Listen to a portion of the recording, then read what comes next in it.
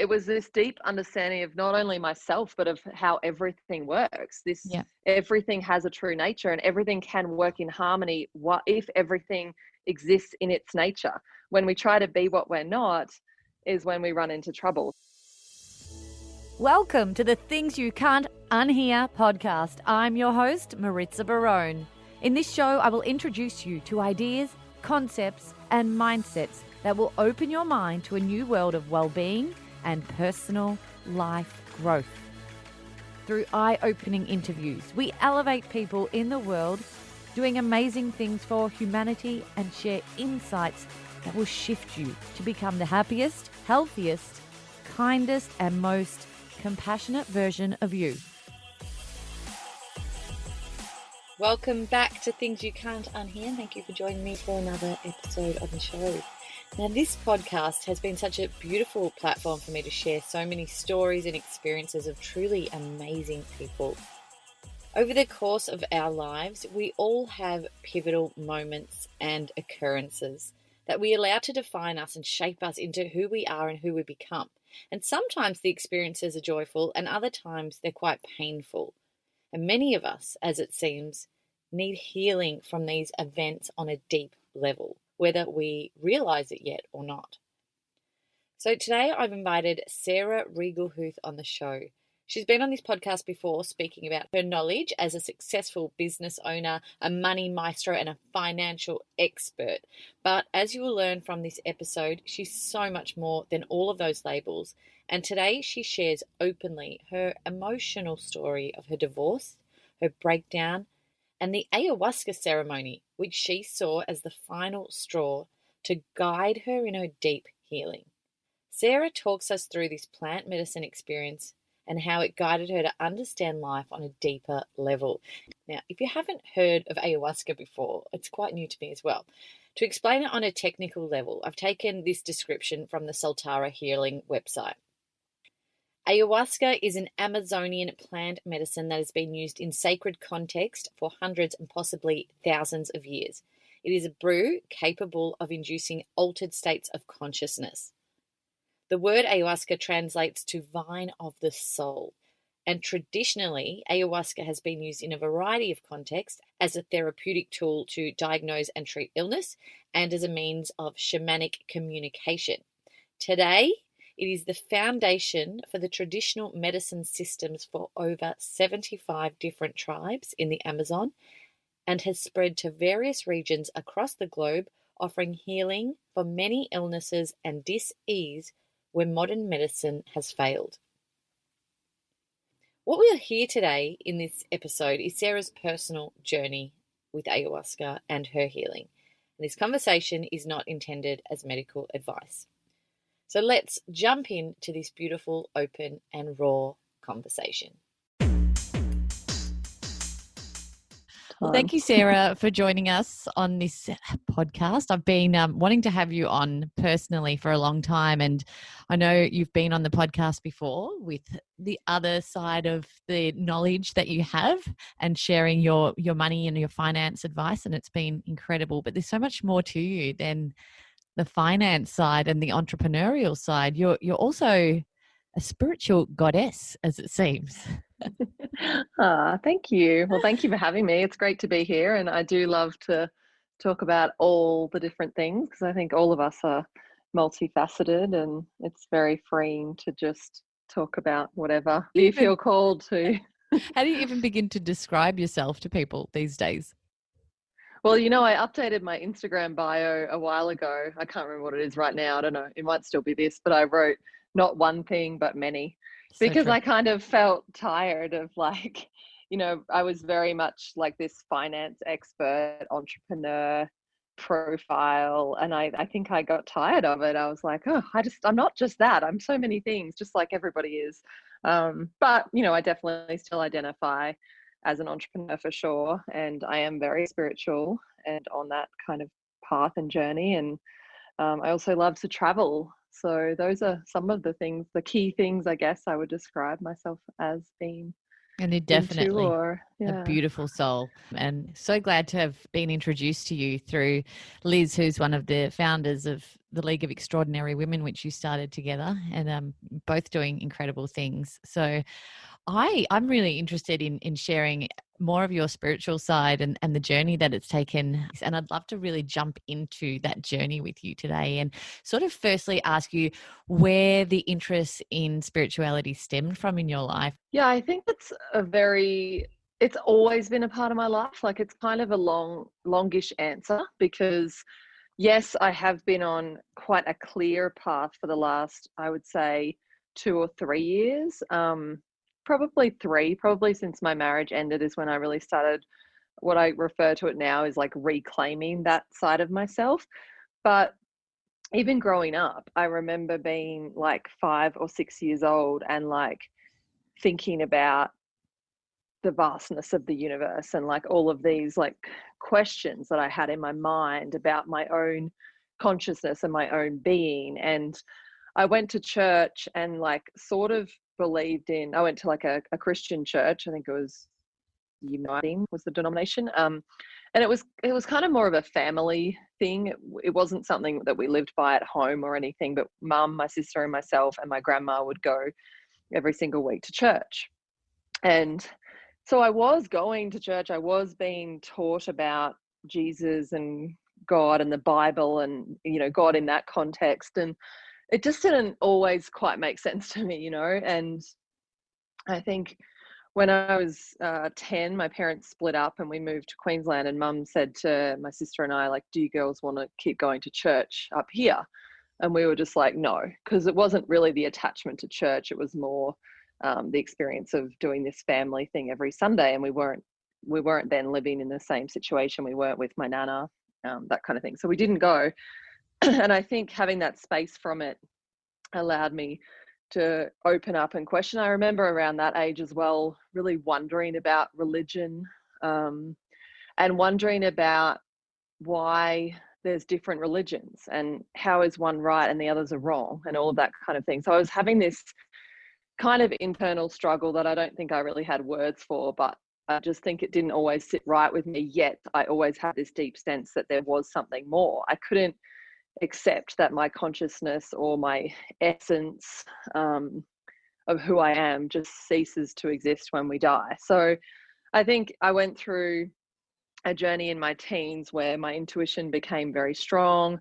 I started speaking to my mum about it and found out that she wasn't like super Christian either. Like, she was quite into Buddhism and had had a very open-minded belief system. And so that was really nice to explore that. I think at one point I was like, I want to read all of the different religious texts and find the right one. But then, I think I discovered what I feel is spirituality now, which is, religion feels to be created by humans, whereas spirituality just is that thing that we all, or many of us, feel, that connection, that oneness, that sense that there's something more, I suppose. And in my teens, I was very intuitive, and my intuition was actually overwhelming. I got to the point where I could no longer delineate between intuition and anxiety. And as a result of that, and I really didn't have, I was quite an internal child, and I was outgoing, and it looked like I was an extrovert, but my inner world was very like, there was just a lot going on in there that wasn't necessarily being voiced. So I didn't have anyone to talk to about it. And I ended up just pushing it down. In my 20s, I was just like, okay, I don't know what any of that is. The anxiety is too much for me. Can't tell what's anxiety and what's intuition. And I just numbed it all out pretty much. And I numbed it out with being really busy with my career, with travel, with adventure, with my relationships, with anything and everything, with alcohol for sure, drugs, all sorts of things, to just, be really in the material world and not have to think about all of this weird stuff that was inside me, that these connections, these synchronicities, these intuitions. And then I think when my marriage ended, which was 3 years ago, was really when I stepped back into it, when I was like, I can't ignore this anymore. Like, it's not going away. It's just going to keep tugging at me to pay it attention, I suppose. And that was when I really started my healing journey as well. And I had a breakdown at the end of 2018, and ayahuasca ended up being my last resort. I was borderline suicidal. I was having thoughts of like, I don't want to live anymore. This is too much. This is too hard. But I really always had an intuition and a feeling that antidepressants were not the thing. Like, I didn't believe in this chemical imbalance theory. I certainly didn't believe that I had a chemical imbalance. I believed that there was things that needed to heal. I just didn't know how to heal them. And I was trying everything, yoga and meditation and journaling and all of these things that were, it felt like I was keeping my head above water, but it wasn't really, going away. And then as a last resort, I decided to go and do an ayahuasca retreat. And that really changed my life. Wow. Look, there's so much in that. And I really want to jump into that ceremony and those series of events that led you to that as well. Because I resonated my head was just nodding furiously when you were talking, because I felt the same in my 20s about my intuition, and I pushed it away incredibly fast. I had one experience that scared the hell out of me when one of my close friends passed away, and I was able to communicate with her through this voice that was just coming from me, and I knew things that I had no idea I should know, and it scared the hell out of me. So I completely backed away from anything like that and pushed it away. Why do you think we do that? I mean, it is so frightening. It is so, it's an unknown world, and I think maybe it's the age thing as well. We're just not ready for it. I certainly wasn't. You obviously weren't either. But it's so fascinating. I wonder if a lot of other people are dealing with this block of intuition because we're pushing it away because we're just not ready to listen or to have that experience. Yeah, I think it's like, in my experience, it was like I didn't have anyone else that I could talk to that was necessarily going through it. And what really frightened me as well was I lost a lot of people in my life around, probably from the age of around 16 to I think early 20s, maybe around 24, like a lot. Like 3 of the guys from my close circle of friends in my high school passed away in the years following school. All of my grandparents, just, I don't need to go into it, but I always knew when it was going to happen, and I would have this dread and this feeling. And I just got to the point where I was like, I don't want to feel that. I don't want to know, like, I can't do anything about it. So what's the use? And I would just walk around for days before it was happening, just thinking, who is it going to be?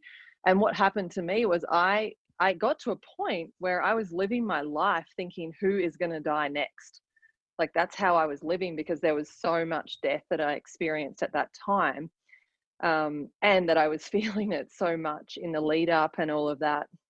And I think that all sort of started to ease up, which, looking back now as we're talking, maybe this is when I started opening to it again. But when my dad passed away, which was 7 years ago, I also had very strong intuition. I felt sick for like a week and a half before it happened. I was in New York City, and I remember waking up one day and I was like, oh no, something's not right. And it was that familiar feeling, and it was horrible. And at this point I was in my 30s, so it's like I tried to push it all away, but it was still happening. And I got back to Australia, and I think about 4 or 5 days after I got back, he passed away in an accident at his home. And ultimately I did feel after that this sense of like relief, because I survived, and it was the closest person. It was almost like that's how it felt. It felt like death was like chasing me down, like it was getting closer and closer and closer. And then when I suffered the loss of my dad, it was like, well, I've survived the worst, and I'm not going to let this thing frighten me anymore. And then that actually allowed the space for me to open up to that intuition and that connection. And I've had a lot of people who visit me in my dream space, and it's a very different feeling to a normal dream. I'm not just dreaming about them. It's like I'm with them, we're having a conversation. I come away with a feeling or a message or something. And I've done a lot of work in the dream space, and I think there are different types of dreams, and that type is very distinct to me. But yeah, it's just, it opened up space after my dad died for me to tap into my intuition, to welcome it, to open to it, to release the fears of it, because I had survived what perceivably was, the thing that I was most afraid of, or one of the things that I was most afraid of. And then that ultimately, I guess, allowed me to heal it and also build a better relationship with death. That's been something that I've had to do over the years as well, because it was something that was very fearful for me for a long time. We do really let fear sort of run our lives a lot. Many of us are guilty of that, and it just seems to be such a natural emotion that we allow into our lives. And if it's not fear, then we need to be choosing something else to balance that, and that's love. And obviously the journey that you've been on has really guided you to that place, and you seem like you're in a really good place at the moment, and you've done a lot of work with yourself and gone within and really sort of been present to what you're feeling. And I think that's obviously been the key to your healing. I'd love to talk more about that journey that you took with plant medicine and ayahuasca and how you feel. Well, let's start here, actually. I think when I've done my research, I've never done plant medicine before, and I'm really curious about it. And I use this platform, this podcast, to really research it myself and find people who have experienced it and really benefited from it. But when people say the plant called me, I've heard you say that before. What does that feel like when you're drawn to this, when you're drawn to have this experience? Yeah, I mean, I'm vibrating right now as you speak. And I think that's a part of listening. Our bodies are always talking to us, and, when you get that chill and those tingles all over your body, and I think a lot of the time we might think, oh, a draft just came, or, something like that. But no, actually, we're matching our vibrational resonance with something that's happening. It's just interesting that happened right when you were asking me about that, because essentially I think that's kind of, in a way, the feeling like something wakens in your body, in your being, at some moment. So I do remember the first time I ever even heard about ayahuasca, a girlfriend, and it was about 4 years before I did it, and a girlfriend came to stay with me in Beaver Creek, Colorado, where I was living. And I mean, I've known her since we were 19, 20. And a few years earlier, she'd done ayahuasca, and somehow it came up in conversation. She told me about it, and I never knew, and she didn't really speak openly about it, because particularly back then, I mean, we're probably going back almost 10 years that she did it. It definitely didn't have the reputation and the awareness that it does. People weren't as aware of it as they are now. And I think it can be a pretty hard thing to explain to someone who hasn't done it, particularly if they're not very aware of it or understanding of what it might be, or haven't heard many stories. So at that time, I think that's the space she was in. But she ended up, for some reason, it came up and she just told me all about it. And there was definitely a feeling in me that was terrified, but super curious. Like, I was like, I wonder if I would be brave enough to do that. I feel like one day maybe I'll do that, but no as well, like no way.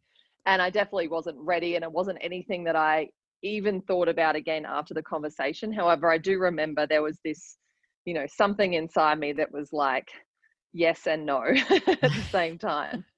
And then it came more and more into my awareness over the years, would come across my path. And I had many opportunities where I could have done it, but it was just a no every time. There was nothing in me that felt like I wanted to do it.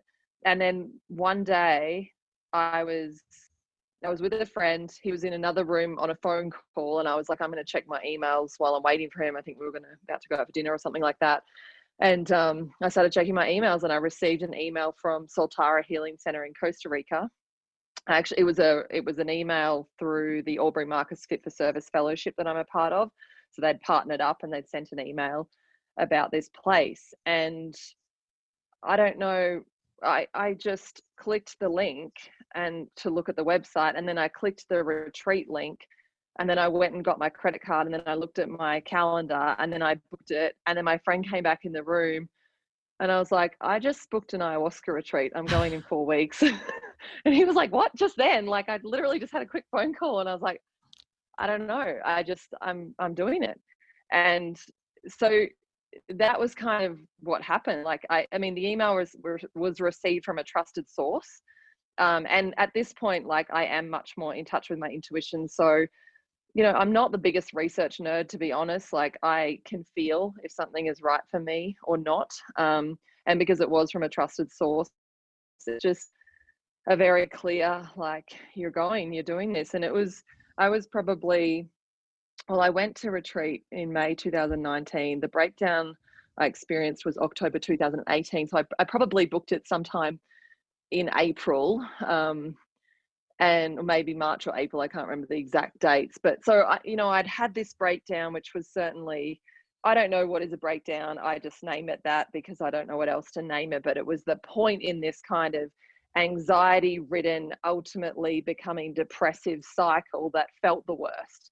It was like, I'm done. I can't go anymore. And I physically had to stop. I had to do nothing. And so I was 5 months or whatever out of that, but like the climb out was not very much better than the climb in or the actual breakdown. Like, I was functioning and I was running my business and I was sort of getting about my life, but I was still having incredibly depressive episodes and days where I was just struggling so much. And it was really interesting because I've done now 3 ayahuasca retreats, and every single time I can pinpoint the moment the medicine starts working with me. So in that particular retreat, like, I was called and I booked. So I guess in a way she started working with me then, but it was about, I must have booked, because dieta goes for 4 weeks. You diet for 4 weeks before the medicine. So I must have booked about 6 weeks out. And 2 weeks later, I was in my EO forum. So I'm a member of Entrepreneurs Organization, and we have a monthly forum meeting there's 9 people in my forum, and it's a confidential meeting where we kind of come together and share all the highs and the lows of life and everything. And I've been with this same group for 5 years, so they know me very well. And I remember waking up that morning, and literally the only thing I had to do that day was go to the grocery store and just pick up some snacks for our meeting, and then just come home and just be in the meeting. And it took me 2 hours to get out of bed. I finally got out of bed and drove to the grocery store. I sat in the car park for 45 minutes, just bawling my eyes out.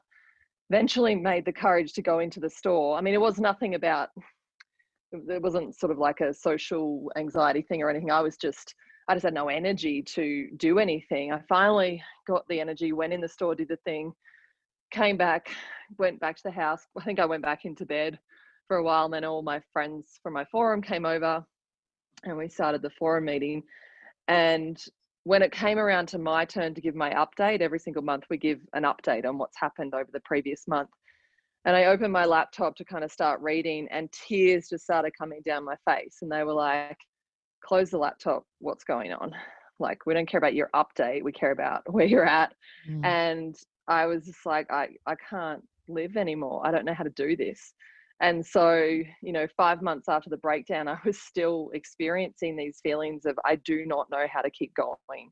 And I say, like, suicidal is not the right term because I wasn't planning anything. I hadn't got to that point, but I'm so aware of our mind and our thoughts and the power of where they go, that those sparks of thoughts, if I don't pay attention and get on top of them, they lead to starting to plan things. They lead to, the evolution of that thought pathway. So I just opened up to them and I told them where I was at and that I just didn't know how to go on. And, I'd broken up with this partner, and the relationship had just buried me. It was just such a destructive force, the combination of the two of us, not him or me in particular, but what we had going on. But it was bringing up everything in my life that I needed to heal. And we'd broken up several months before. He'd walked out on me after a couple of weeks of pretty serious arguing and things getting worse and worse, and some truth finally being exposed in order to heal. And instead of healing, he walked out, which was his sovereign right. But my deepest wounding is abandonment. And so all of the things that I'd ever feared really were realized in that moment. And I just couldn't get past that. I was really struggling because it wasn't just that relationship, it was everything in my entire life. So that day in that forum meeting, it was 4 weeks out from my first retreat, and breaking down like that, I realized they started talking to me about, Sarah, maybe you need to consider antidepressants. Like, we've watched you, we've seen you on this journey, we know you've been struggling, it's been going on for a good year now, like, and you do put the work, you try, like, we see you doing all these things, maybe you need to try antidepressants. And I'd been so resistant to that, but it was the first time in my life where I was like, maybe I do, which did not feel right in my soul, did not feel right in my body, but I was so desperate. And then when I had that thought, I was like, well, you know what, guys, I just booked this ayahuasca retreat the other week, and I'm going to do that, and I'm going to go all in on it. And if that doesn't help me, this is going to be my last ditch everything. And if that doesn't help me, I'll consider antidepressants. And so in that moment, I feel like that was really when the medicine started working with me, that I was like, okay, yes, you've been doing yoga, you've been meditating, you've been doing your journaling, you've been doing all those things, you try to avoid alcohol, stuff like that. But like, a lot of it had turned into like routine and a checklist versus like ritual and beautiful and intention. And so from that day forth, for the 4 weeks that I was in dieta in the lead up to retreat, I just really put intention into everything I was doing. And I think there was something in that moment of like, I'm going to put myself first before anything and everything else. And I'm going to do this. And, I was still a mess right up until going to Soltara. I got there alone. It was in Costa Rica. I was like, there was this underlying sense of, I know I'm exactly where I'm meant to be, but there was, at the top of that was like, what the fuck am I doing? Like, I'm terrified. I'm terrified of this medicine. I don't know like what this place is. It was so scary. Oh, and I can imagine. I would be, it's just so scary. I feel like people get to a point where they don't know where else to turn, and that's where they end up. And I'm so interested to hear how it rolled out from there. Yeah, and that's exactly what it was. It was like, I was just at the point where there was nothing else I could do. There's nowhere else I could be. And I was such a wreck that I didn't even really care about anything. And for the first time in my life, I arrived at the retreat, and like, I just didn't give a fuck about speaking to anyone. Sorry for swearing, but I was like, usually I'm like, you've got to show up, you've got to be nice, introduce yourself, say who you are, what you do, blah, blah, blah. And I was like, I don't want to talk to anyone, and I'm going to honor that.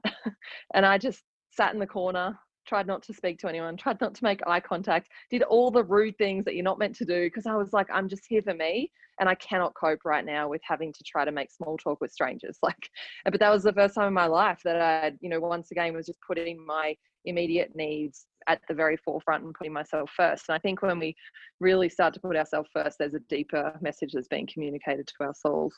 But I'll take you through retreat, because it's super interesting for those who haven't done it. Before you do, I just really want to thank you for sharing that story. I felt a lot of your emotion as you were talking, and I feel really emotional hearing it, because I can feel the pain that you've been through. And we're very grateful for you sharing that with us here today. Oh, thank you, sister. I feel that. And I mean, I share it because, I hope that when we hear the experience of others, it opens up a little bit of space for us to be more of who we are, whatever that is, Exactly. The good, the bad, the ugly. Exactly. And a lot of the pre-healing work there's a lot of shadow. I was acting in ways that I wasn't proud of. I was drinking too much. I was doing all sorts of things that are kind of very normalized in our society, but I knew they weren't me. I knew I was crushing myself. Anyhow, back to retreat. So yeah, I'll tell you about it because I think it's super interesting for people who haven't been or who are curious. And Soltara is like amazing. I've been back. I'm going back again in January. It is, I highly recommend it if anyone is interested in feeling called, just to take a look at the place. You feel very held, especially for the first time. And this was really my first time working with any plant medicine. I had done magic mushrooms in a more party kind of context, and I've done LSD when I was younger, but nothing intentional, nothing in ceremony. And you know, ayahuasca is no joke. Like it's really intense. But I felt very held. I felt very supported, and they do a great job of talking you through, you know, what you may experience and kind of holding you on that journey. So it's a 7-day retreat that I go on when I go there, and I switch my phone off for the entire 7 days so that I'm completely present with myself. There's really nothing there. It's by the water, by the beach, which is really nice. There's some hammocks, some trees, some beach, and, you know, some pretty basic accommodation that's very comfortable. It's very nice. So, and there's a pool and a sun deck where you can gaze out at the stars at night and look at the view during the day. So it's a beautiful place to be, but it's very quiet, very peaceful, very nothing. And I needed that for sure. So I arrive on Sunday. Monday morning, we have what's called vomitivo. And vomitivo is a process where you drink a lemongrass tea. And you drink it until you purge, until you throw up. And the idea is to help your body, because a lot of people do purge, as in, when I say purge, I mean throw up in ayahuasca. I've actually done 10 ceremonies now and I've never purged. So it's not a given. But there are other ways we purge. We purge through laughter, through tears, through yawning, through shivering and shaking. There's many ways we purge, but a common one is actually to physically throw up. But the vomitivo process, we all do it together. So there's 20 odd people on retreat, and everybody kind of, I think 3 people or 4 people at a time go next to each other over this fence and drink all this tea until they throw up, and then the next people go. And so it's kind of a bit of a group bonding thing where you end up having intense. A laugh about it. Yeah, but it's really quite intense. And it was the first time I really explored the concept of resistance, because I was not too concerned about vomitivo. Like at that point in time, I was way more concerned about drinking ayahuasca than drinking some tea and throwing up. And, you know, throwing up to me, I know some people have a real, you know, trauma or phobia around it. I don't. I'm like, whatever, if you feel sick, you throw up. It's not that big a deal. But, and oftentimes when I would drink, actually, like I'll go throw my fingers down my throat if I don't feel well, because I don't like the feeling. I'd rather get the alcohol out. But you're not allowed to, they don't allow you to put your fingers down your throat, because that kind of defeats the purpose. They want you to drink it to the point where your body has to throw it up. And what happened to me was I drank and drank and drank, and I started feeling so full and so like, oh my goodness, I'm going to explode. And then I like burped or something, and it all kind of settled, and I was like, no. And they just hand me like another big bucket, and I'm like, holy shit, like how much can I fit in? But it's not coming out. And it took a lot. They ended up having to come and like massage my stomach, and eventually it all came up. But, you know, I was really understanding then the concept of resistance and how we hold on to things. And I noticed that in myself. And so there's power in everything they do there. There's medicine in everything they do. And even in that. So anyway, eventually I opened up and it all came out. And so the process of that is to cleanse, is to clear your body. It's to clear your body, and it's also to get your body more in an open state to purge. Right. So a lot of the medicine work with ayahuasca is to purge out these things that aren't serving us. And so it's part of getting your body into a state that's more open to purging. Okay. And so to explore like where we hold on and where we don't and things like that. Right. So once you have that first vomitivo, you're ready. Yeah. So, and that's Monday morning. And then I think we went and had breakfast after that. And then we had some light lunch, and then you don't eat for the rest of the day, because they also don't want you to have like a very full stomach going into ceremony, because then, you know, it'll just be even more uncomfortable if you are purging. So the days you drink, you only eat breakfast and lunch. So in the Soltara retreat, right, we go Sunday to Sunday, and we sit in ceremony and drink ayahuasca Monday night, Tuesday night, we break Wednesday night, and we drink again Thursday and Friday night. So it's 4 ceremonies. And the way they kind of run it there, which I also like, is the first night they usually go on a lighter dose. So you just are starting to build a relationship with the medicine, just to start to feel it out and feel what it's like in your body and all of that. And the last night they do a lighter dose as well, and it's more of a closing ceremony. So the middle two are really where you're doing a lot of work. Obviously, they say ayahuasca gives you what you need, so you can't 100% control what experience you're going to have on any of those 4 nights, but that's essentially the arc that they kind of aim to take you on. So for me, my first ceremony, I really didn't feel a lot of effects of the medicine in terms of any kind of visuals, even anything physically. I kind of just moved through the ceremony in what felt like, you know, if you're ever really tired and you're on the couch watching a movie or something and you kind of fall asleep and wake up again, it was kind of like that. I was half there, half not, but it didn't massively feel like I was in the medicine in terms of any kind of physical or visual effects. And the second ceremony was similar. I drank a little bit more, but I had a similar experience. And very quickly, for those interested in what ceremony looks like, we all go down at sundown. We do about 40 minutes of yoga and it's a yin yoga just to relax. And then the shamans come in, and the facilitators and everybody gets set up, and they turn all the lights down, but a few candles. And then one by one, we go up to the shaman and we drink, and we come back to our mats, and everyone has a little mat. So it's a big circular room, and everyone has a mat, and you've got, you know, space between you and your bed mates or whatever, mat mates, whatever you want to call them. You have a mat and a couple of pillows and a light blanket, and that's kind of your, and a bucket at the end if you do need to throw up, and that's like your space for the evening. And, you know, people can move through a lot of different experiences. Like I said, you can throw up, you can shake, you can laugh, cry. Some people want to scream, burp, yawn, all sorts of things are part of that purging process. So you can imagine in a room of 20 people who are all having their own experience, there's a lot sometimes going on. But once everybody's drank, they turn out all the candles. So it's pitch black, and then it remains pitch black for the rest of the evening. And then the shamans perform Icaros, which is they're singing to you healing music. And at Soltara, you receive 2 Icaros per evening, where there's 2 shamans, a male and a female, and they go around the circle. She starts at one end and he starts at the other, and they move around. So you end up with 2 Icaros throughout the evening, where they actually sit at the end of your mat and sing to you and do healing work with you.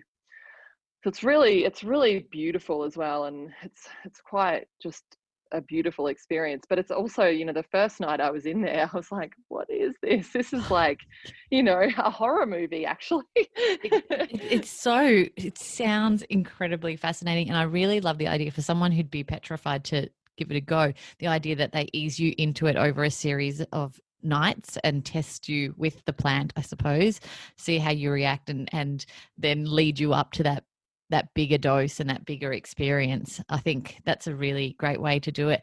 Why is the use of the shaman so important in that experience at that particular time?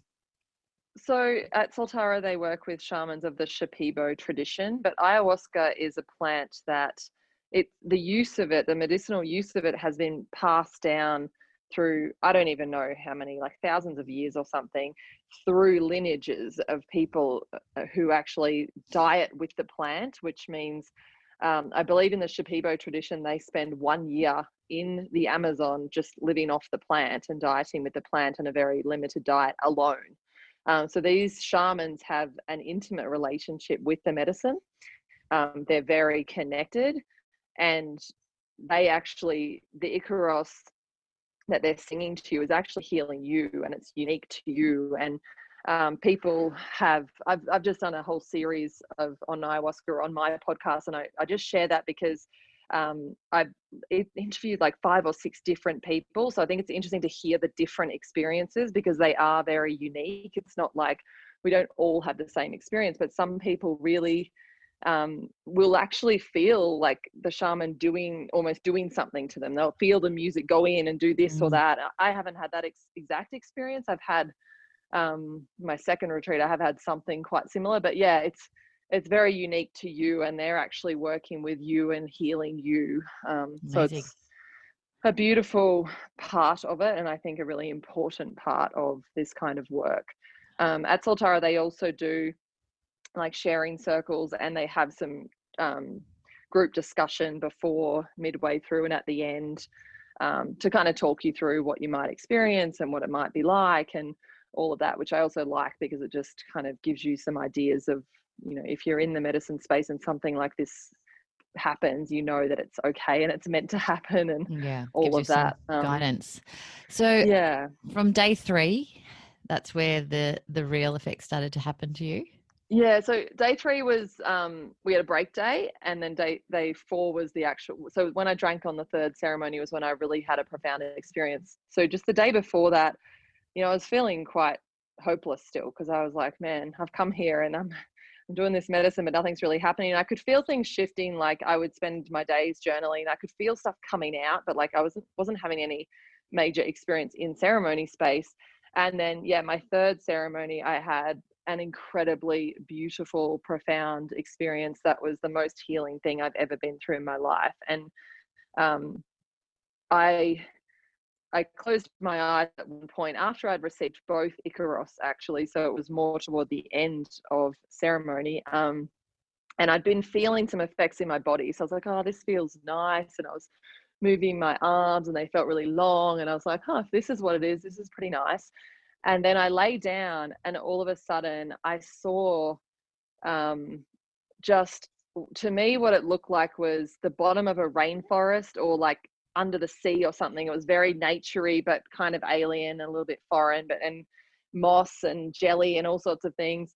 And there was a little hole, and I heard this voice that was like, you have to go in there. And I was like, oh, really? And it was like, yeah, this is it. This is what you're here for. And I was like, okay.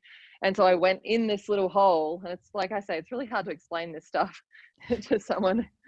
It sounds strange, very strange, I know.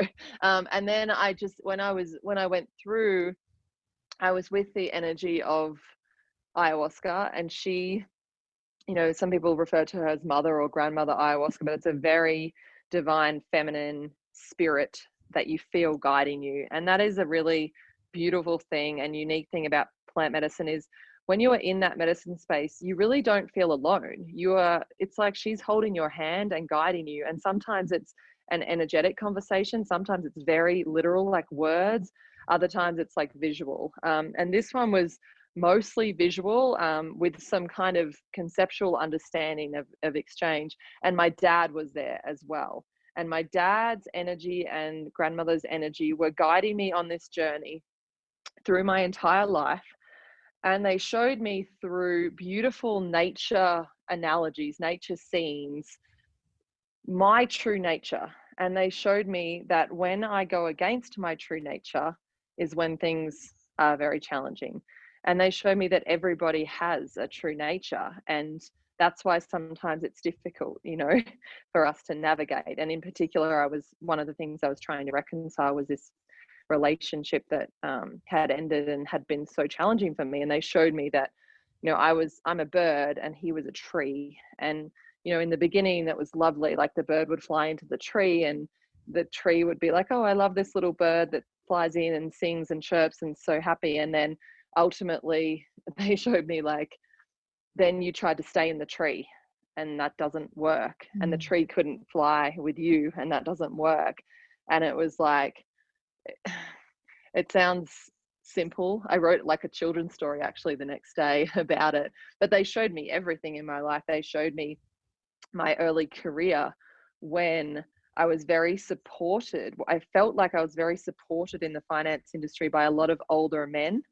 And they showed me it like you were like a bird in a big aviary, and you had all this freedom. You would fly around, and the world was your oyster, and it felt so amazing. And then one day you went above the tree and you found the net, and you realize there's a roof, there's a net, and you're not actually free. And eventually you had to like break out of that net. And so they showed me like all of these different analogies of my life, of my free-spirited bird kind of nature, and how when I try to deny that nature for somebody else, for the people I work with, for the relationships I'm in, for family members, whatever, and try to be something I'm not, ultimately I end up breaking out of that. So it was just profoundly healing. Like I was, once again, it's hard to explain, but I was laughing at the simplicity of it all. I was like, why have I made this so complicated? Like, You're this is not explaining about it beautifully. You are honestly explaining it so perfectly. And I think that's what life is. I think once we stand, you can always see things differently when you're not in a situation, right? So this is almost like standing outside of yourself and looking down, right? Is that how you would explain it? Yeah, it was this deep understanding of not only myself, but of how everything works. Yeah. Everything has a true nature, and everything can work in harmony. What if everything exists in its nature?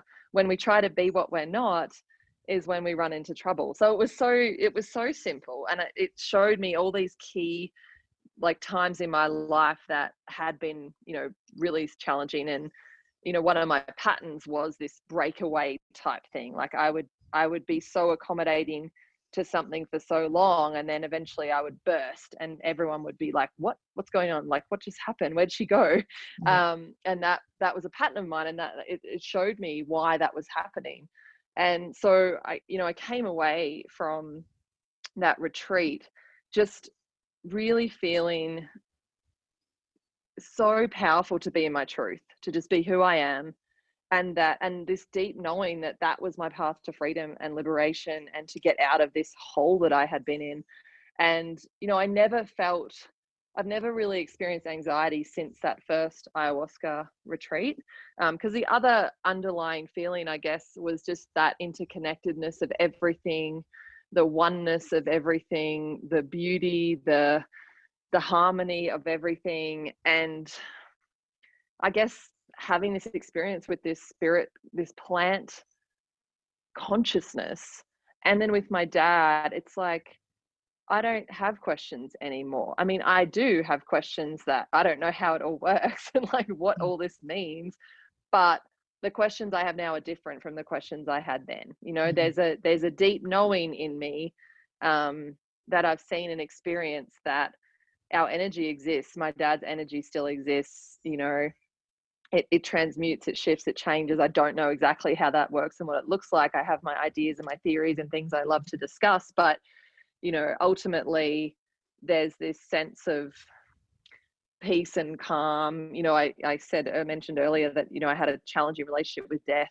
This has been very healing for me, working with the medicine, because experiencing the oneness and the interconnectedness of everything, and the things that I have seen and felt are now a felt experience for me. They're a known experience for me. I may not have the words for them. I may not, know how to explain it scientifically, but I know it. They're not just concepts anymore.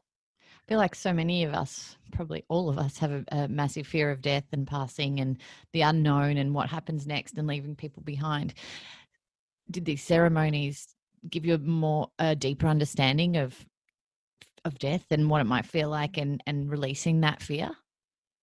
Yeah, and I think, so I've done 10 ayahuasca ceremonies now. I've also done a lot of work with psilocybin, which is mushrooms, and ketamine as well. And I prefer the plant, but ketamine is actually a very powerful, there's two parts of it. It's dissociative, which gives you this like step back perspective from your body and your humanness. And it also has a mild psychedelic. So I've not found it to be super visual, but there's this like layer that I'll connect dots and see things that I didn't see before. And ketamine lasts for about 45 minutes. So it's a totally different commitment to doing ayahuasca, which is 5+ hours, or mushrooms or LSD, which is, 5+ hours. So ketamine's been something I've only learned more recently. But all of this work that I do with intention in ceremony, to explore my inner world, to explore these questions, to explore the oneness, to heal, to do whatever I want to do, all of those experiences have absolutely helped me come to a much more peaceful place with death. My most recent ayahuasca ceremony, which was about 6 weeks ago, I had to confront my own death in ceremony. And, I was being challenged by ayahuasca that if I wanted something to happen, I needed to die for it to happen. And I understand afterwards that it was more of a metaphorical thing, but while I was in ceremony, it was not metaphorical. It was like, and I was negotiating and pleading and arguing and, coming up with other options and solutions. And it wasn't until I surrendered and said, okay, if that's what has to happen for this to occur, then, I concede and I'm willing to pass. And then the whole ceremony shifted and I saw just magic. And so it's Whoa. definitely kind of, I've done a lot of work on that stuff, and it's not something I'm not afraid of at all, but it's something I have incredibly higher levels of peace than I ever had before in my life. That can almost be a metaphor for us surrendering to life. And that's exactly what you did. You surrendered your life in that ceremony into the plant and came through the other end with a new awareness. So that's absolutely incredible story. I want to know, after that first ceremony, when you went back, perhaps even to your network of people that you had that discussion with before ceremony, how had life changed for you after that first experience? I think it does change you. And I say that it's a general statement, and, I say that with the knowledge of all the experiences of all of my other friends, that it does change you. And that is my own experience as well. And they talk with you a lot at Soltara, but I've learned a lot more about this on my journey as well, about integration. And that's a really important part. And what I've come to understand over my time of working with these medicines is that, as I say, there's this whole period where she's working with you beforehand. So I had that whole month before my first retreat where I put myself first for the first time ever. So that, 30 odd days actually had a profound impact on my life. Even though while I was in it, I was still just trying to get through, there was something deeper happening. And then coming back, the integration piece. Now, I'm quite lucky. I live in the mountains, surrounded by trees, in nature, and I don't live alone anymore. I live with my partner, but then I was living alone and I work remotely. Pre-COVID and everything, I was already working remotely. So, I came back to a very peaceful, state of being, which not everybody gets the opportunity. Imagine if you live in Manhattan or Melbourne or whatever, and, during normal times, and you go on something like this and you come back and you got to go to work the next day and deal with your kids, and you've got your phone going and your emails and all of that. Like, it's a lot on the senses when you've been so disconnected and you've had such this kind of opening experience. So a lot of what people experience is like trying to because all of a sudden the trivial things don't matter anymore. You're like, why did I even care about that stuff? I've just seen like the connectedness of the entire universe, and like, this email doesn't matter, or this, like, whatever. So I think that there can be this integration work is very, very important, to be gentle with ourselves as we come back into our life and find a way to be who we now are in our life. One of the things that happened to me was, I did not drink alcohol for 5 or 6 months, which was a totally like unplanned thing. I had no idea that would happen, but I just did not feel like it. And it's forever changed my relationship with alcohol. I don't drink very often anymore. And when I do, I don't drink very much. Whereas I used to party like probably once a week. I would at least have a pretty decent crack at it. That was, just the habits that I was in, and I would drink other nights as well. Now I don't drink often, and when I do, it's like 3 glasses of wine would probably be a pretty big, and it would probably be spaced over many hours, because I don't like the effect of actually feeling drunk anymore. So that happened unexpectedly. The other thing was, I couldn't watch anything but nature shows on my TV. I found everything else so aggressive. Like, I'd put anything on that I used to watch on Netflix, and within 5 minutes I'd be like, oh my goodness, I can't watch this. Like, the way that people talk to each other, and a lot of these shows, like, it's really interesting to observe it through new eyes, but people are yelling at each other the whole time. Like there's conflict and drama, which is what engages us as viewers. But it was really like overwhelming on my senses when I first came back. So there was funny things like that happened that, you know, over time I've definitely back to my Netflix binging and things like that. But it's actually hilarious. Last night I said that exact same thing to my husband. The TV was on and I said, I actually would prefer to look outside than at the TV. I cannot watch another minute of these type of shows. It's really ridiculous sometimes. And now I kind of look at it with more of a humor in a way that I'm like, I can't believe they put this on the TV and then we think that that's how we should act. Like there's just, all it is like a lot of wounded people just like acting out their like childhood trauma. It probably gives us comfort in the fact that we're not alone with our own childhood trauma. So you've done this. You've done this 10 times now. I know a lot of people said in the past that they get healing sort of instantly from their first or second ceremony, and it's a very instantaneous effect. What has pushed you to go again and again and again and again? And is it a common thing that you find with the other people that have been in your groups? It's different for everyone, I suppose. I definitely felt a lot of healing the first time. That was in many ways like the most transformative. But it was so transformative that I stayed curious, I think, and I stayed interested, and it really opened me to this healing path. So it was about a month after I did ayahuasca that I received a download. I started sharing everything on social media, like all the highs and lows and everything I was going through, like literally my own self-sabotage, like all the things that I was struggling with, the really ugly stuff. And people started reaching out like, oh my goodness, I'm doing the same thing and I don't know why. I'm struggling with that and I don't know why. Will you talk to me? And we would have these amazing conversations. And it opened me up like, wow, so many people are trying to figure themselves out, are trying to heal, are trying to work their way through this stuff. And when we're stuck in our cycles and our pattern loops, it's so hard to get out.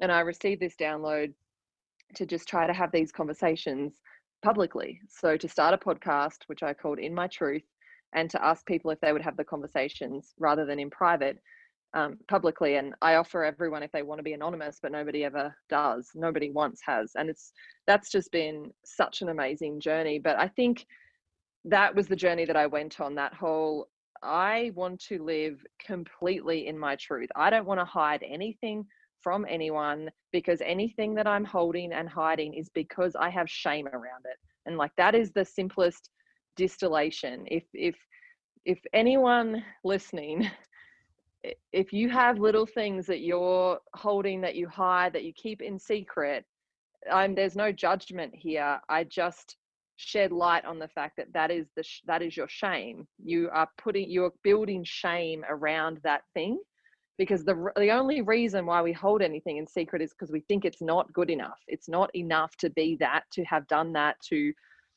have that part of ourselves, and that won't be loved. It won't be accepted. So I'm not suggesting that everybody's path is to tell everyone everything on social media and start a podcast, but be curious with yourself about the real reason why we tell ourselves a lot of things of why we hide things. But be curious with yourself and find ways to bring those things into the light. That doesn't necessarily mean sharing with everyone. It could just be sharing with a therapist. But bringing these things into the light allows us to love them and to love all of who we are, to love our shadow and to love our light. And when we accept it all, that's when our shadow stops showing up in such ugly, destructive ways. My shadow used to show up in binge drinking, being like turning into a bit of a bitch and a bit aggressive when I was drunk. I would also be like, you know, the way that I would be with men, like I wanted male attention all the time. And I would like, especially if I was drunk, like that would come out, and I would like do things that I wouldn't make the same decisions when I was sober, and I would blame it on the alcohol, but it wasn't really the alcohol. The whole process was my shadow bursting to come out, because I had deep abandonment wounding. And so I would be trying to get everyone everywhere to validate me and to validate that I was attractive and, you know, a viable partner, female, whatever.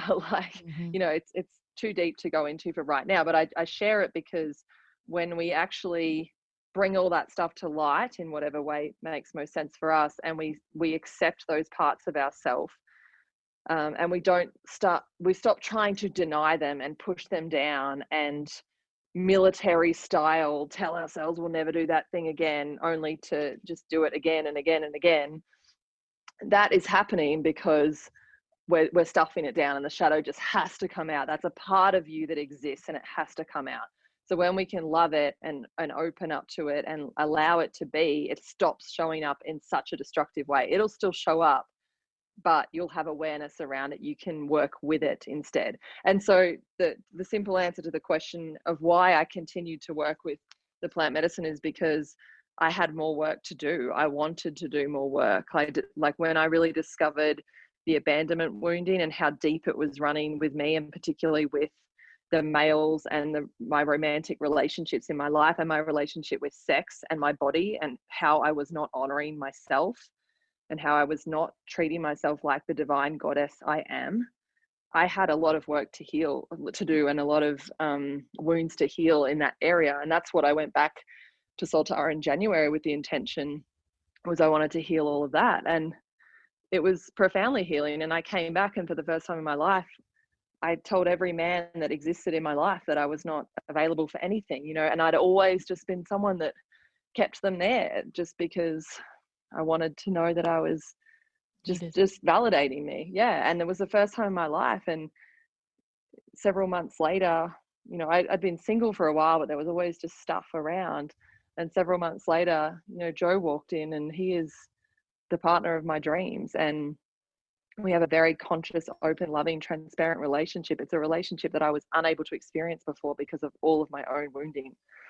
Oh, full goosebumps, full body goosebumps listening to you. And I know so many people listening right now are going to resonate with so much of what you said on some level. It's just, you've really put it into a clear perspective for us. And I think I saw a post the other day from one of my colleagues, and she was talking about being her true self. And especially over this COVID period, she noticed that she was fully her true self all the time because she was always at home, and it felt amazing because she realized that when she went to work and put her uniform on and headed off to her work colleagues and to her workplace, she became a different person.